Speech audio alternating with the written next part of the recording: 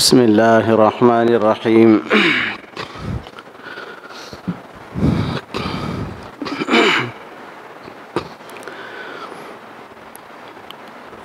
الحمد لله كفى وسلام على عباده الذين اصطفى. أما بعد فأعوذ بالله من الشيطان الرجيم. بسم الله الرحمن الرحيم. ثم جعلناك على شريعة من الأمر فاتبعها ولا تتبع أهواء الذين لا يعلمون إنهم لن يغنوا عنك من الله شيئا وإن الظالمين بعضهم أولياء بعض والله ولي المتقين. صدق الله العلي العظيم. صدر اجلاس حضرت مولانا خالد سیف اللہ رحمانی صاحب دامت برکاتہم العالیہ اور دیگر علماء کرام، طلباء اعظام و مفتیان کرام، دو روزہ تفہیم شریعت کا پروگرام جو صبح اور شام چل رہا ہے، یہ وقت کی انتہائی اہم ترین ضرورت ہے، اور اس وقت جب کہ فتنوں کی یلغار دن بدن بڑھتی چلی جا رہی ہے، اس وقت تفہیم شریعت کی بہت اہم ترین ضرورت ہوتی. فرائض دو طرح کے ہیں، ایک فرض ابدی ہے اور ایک فرض وقتی ہے. فرض ابدی اور دائمی ہر مسلمان کا کفر سے، شرک سے پرہیز کرنا ہر وقت، ہر گھڑی، ہر لمحہ لازم ہے. وقتی فرض جیسے جیسے فرض متوجہ ہوگا، نماز کے وقت نماز کا انجام دینا، روزے کے وقت روزے کا انجام دینا، یہ سب وقتی فرائض ہیں. اللہ تعالیٰ نے قرآن مجید میں رسول اللہ صلی اللہ علیہ وسلم سے راست اور بالوساطت امت مسلمہ کے وہ افراد جو صاحب افتاء و قضاء، صاحب علم ہیں، ان کو اس بات کا قرآن پاک کی اس آیت میں تاکید کے ساتھ کہا جا رہا ہے کہ ہمیشہ ہوائے نفسانی کا شریعت کے ساتھ ٹکراؤ ہوتا رہا ہے. حکم ربانی کے بالکل متعارض ہوائے نفسانی برابر متصادم رہے ہیں. اسی لیے قرآن نے کہا افرأیت من اتخذ الہ ہواہ، لوگوں نے ہوائے نفسانی ہی کو اپنا الہ بنا لیا. اس کا مطلب یہ ہوا کہ ہوائے نفسانی حکم ربانی کے بالکل متعارض ٹھہرتا. اب اس وقت ہوائے نفسانی کا یلغار شریعت پر ہو رہا ہے، بیرون سے بھی ہو رہا ہے، اندرون سے بھی ہو رہا ہے. اس وقت بیرون سے جو تصادم شریعت کے ساتھ ہو رہا ہے تاکہ شکوک اور شبہات میں مبتلا کر کے مسلمانوں کو ایمان اور اسلام کے دائرے سے خارج کیا جائے. شک ہی بنیاد ہوتی ہے اسلام سے دوری کی. اسی لیے حضور صلی اللہ علیہ وسلم کی دعاؤں میں دعا ہے اللہم انی اعوذ بک من الشک والشرک والشقاق والنفاق. معلوم یہ ہوا شرک اور کفر اور ارتداد کا پہلا زینہ شک ہے، اور اسی حکمت عملی کے ساتھ یہ یہودی اور صلیبی طاقتیں اسلام کو کے اندر شکوک پیدا کرنے کے لیے اس وقت حساس مسائل اٹھائے گئے ہیں، اور وہ مسائل ہیں جس کے اندر خود امت مسلمہ کا ایک طبقہ اس کا شکار ہو کر وہ بھی اسلام کے خلاف باتیں کر رہا ہے.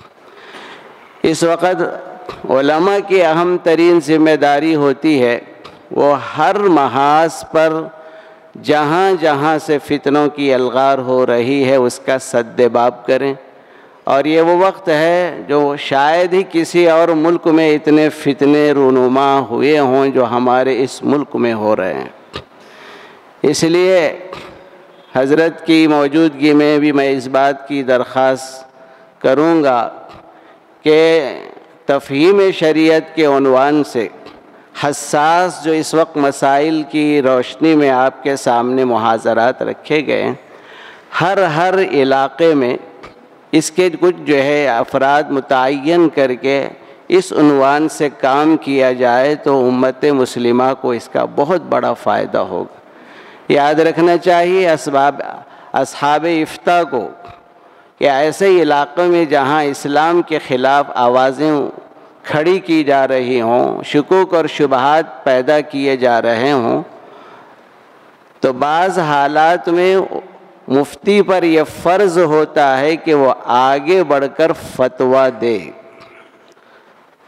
باضابطہ کتب فتاویٰ میں اس بات کی صراحت موجود ہے کہ اگر اسلام کے خلاف میں کوئی ایسی بات اٹھائی جائے اور ایک مفتی وہاں موجود ہو، اس پر یہ فرض ہو جاتا ہے کہ وہ شریعت مطہرہ کا صحیح مسئلہ بتائے اور لوگوں کو شکوک اور شبہات سے نکالے۔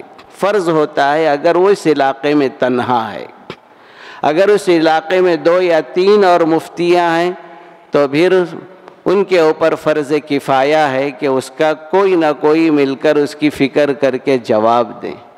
مسائل بھی 2 طرح کے ہیں، ایک کچھ مسائل ہیں جو پیش آمدہ ہیں اور کچھ وہ مسائل ہیں جو متوقع ہیں۔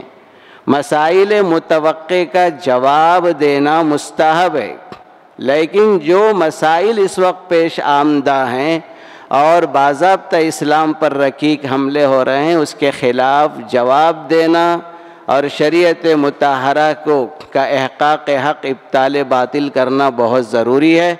اس آیت میں اللہ نے صاف فرما دیا، شریعت مطہرہ کے خلاف ہمیشہ ہوائے نفسانی کھڑے ہوتے رہے، اور یہی نہیں پوری طاقت۔ یہاں قرآن شریعت کا لفظ واحد استعمال ہے ہوائے نفسی کے سلسلے میں، وَلَا تَتَّبِعْ أَهْوَاءَ الَّذِينَ لَا يَعْلَمُونَ۔ وہ لوگ جو حقیقت میں علم سے واقف نہیں، ان کے ایک نے کئی ہوائے انسانی، ہوائے نفسانی کھڑے ہو جائیں گے۔ اے محمد عربی صلی اللہ علیہ وسلم، اور وساطت کے ساتھ کہا جا رہا ہے امت محمدیہ کے اصحاب افتاء و قضاء اور اصحاب علم کو چاہیے کہ آپ کمر بستہ ہو کر کھڑے ہو جائیں۔ بہت بڑی تعداد میں آئیں گے یہ لوگ، اور حال یہ ہوگا وَإِنَّ الظَّالِمِينَ بَعْضُهُمْ أَوْلِيَاءُ بَعْضٍ، سب ظالم ہوں گے، ہر طرف ظلم برپا کیے ہوں گے اور ایک دوسرے کے مددگار ہوں گے۔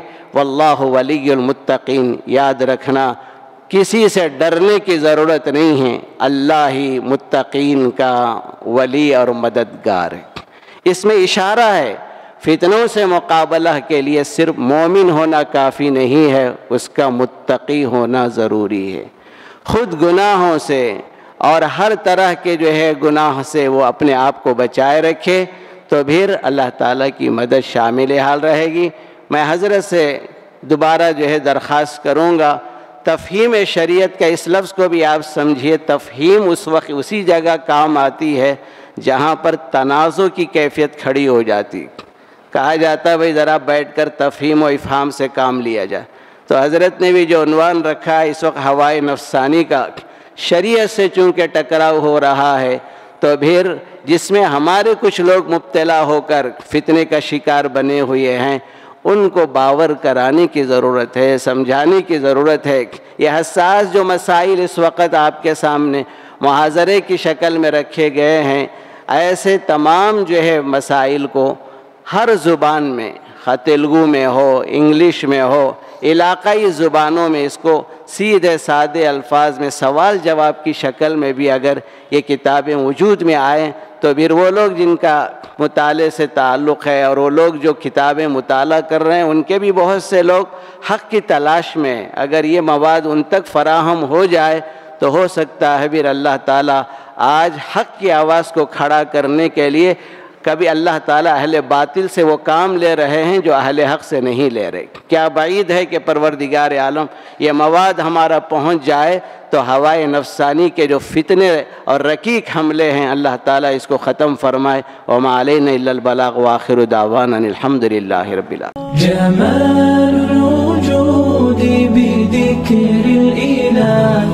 وتصفو الحياة بنور هداه، جمال الوجود بذكر الإله وتصفو الحياة